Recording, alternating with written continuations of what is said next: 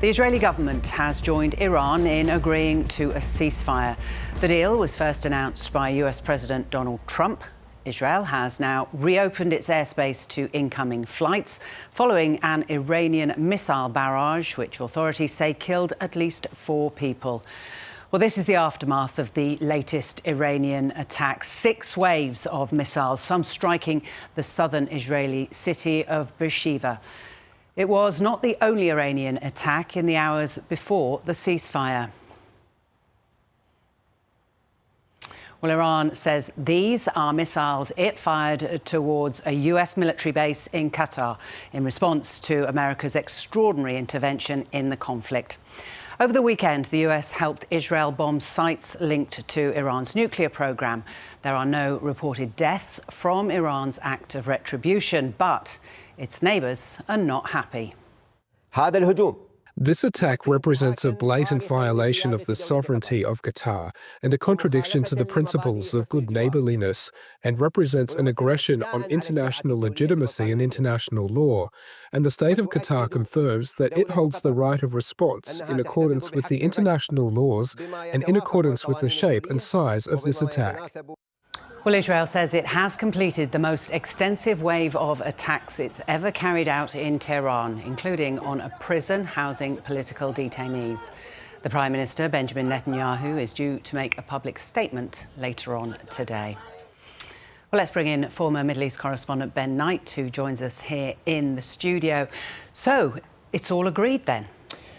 Apparently it is. It was a very, very strange day from the moment that absolutely stunning, astonishing social media post from Donald Trump dropped earlier today, Australian time.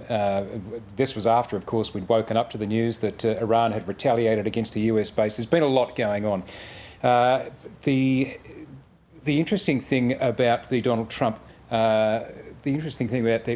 social media post was the terms that it laid out.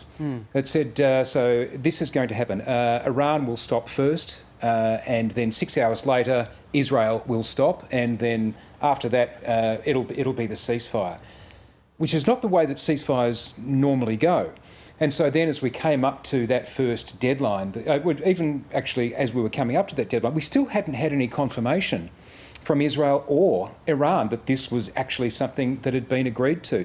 In fact, the confirmation from the Israelis, I think, only came through sort of late this afternoon, and then on the Iranian side, all sorts of mixed messages. So very, very confusing. And as someone I spoke to who's got good experience working with the White House, even stranger that, apart from the announcement being made on social media, that there was no sort of background briefing to go along with it from White House communications people to American journalists or international journalists to say, well, here's actually what it means, here's actually how it's going to work. Yeah, so what's the small print? The small print was literally that screed from Donald Trump with those remarkable terms. And so then as the deadline came up at 2 o'clock this afternoon Australian time, we started to see those barrages of missiles coming from Iran into Israel. So we were thinking, OK, well, is that sort of getting the last shots in, or is this thing about to fall apart, which by this stage was entirely plausible. And then after that, once the Iranian barrage stopped, does Israel now kick on because it's got 6 hours to finish the job? And anyway, it stopped. Finally, there was confirmation. The Israelis said the ceasefire is in place, and here we are. But it's a very, very confusing and unsettling way to go about trying to solve a geopolitical military crisis like that. But Iran certainly hit the spot as far as it was concerned today, with one of its missiles actually getting through. Most haven't. Yeah, it was a final strike, and it was, I think, probably one of the most deadly. 5 people killed in the city of Beersheba. I think that takes the total of Israeli deaths in this conflict up to 29.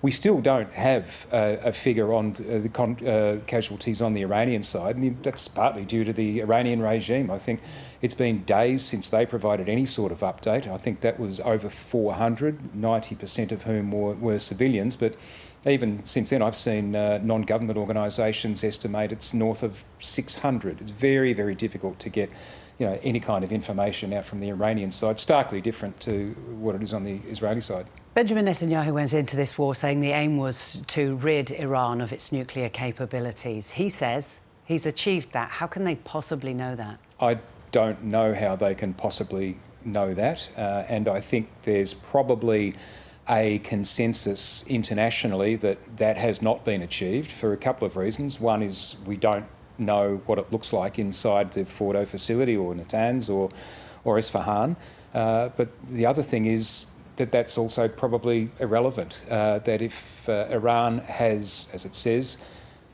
relocated hundreds of kilograms of reasonably highly enriched uranium, nuclear material. We don't know where that's gone. We don't know if the Israelis know where it's gone or the Americans know where it's gone.